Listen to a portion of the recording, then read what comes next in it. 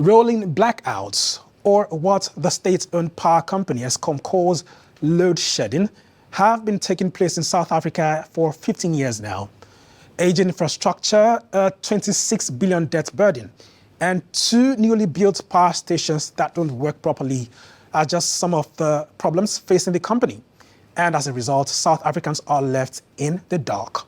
In our next story, Vumani Mkhize looks at the possible solutions to the energy crisis. 2022 has been the worst year on record when it comes to load shedding.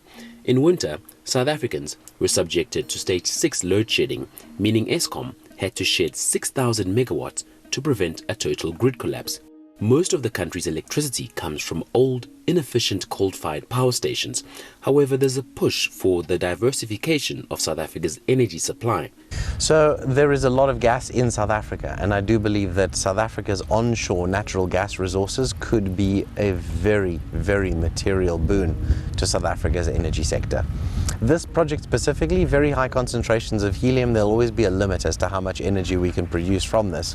But I do believe that South Africa's got an abundance of onshore natural gas resources, which could be used to help us in the transition away from coal over to much cleaner energies. Wind energy, which already has 34 projects which power 3.6 million homes, has a crucial role to play in reducing load shedding. We've already established 3.4 gigawatts of wind energy in South Africa. We're producing about 1,200 megawatts every day. That is reducing the amount of load shedding that we have, but it's going to take a lot more wind energy, a lot more solar energy, a lot more new generation capacity in South Africa to actually address the load shedding challenge that we are facing. Trade unions are skeptical about private companies entering the South African energy market. The state has a mandate or has an interest in the electrification of the entire country for the sake of the growth of the economy. The private sector does not have that same mandate or that same interest.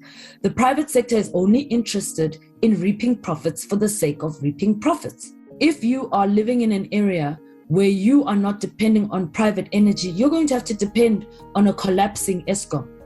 So the poor and poorer families will have to depend on a collapsing Eskom, whilst those who can afford will be able to access electricity, but they will pay much more for it.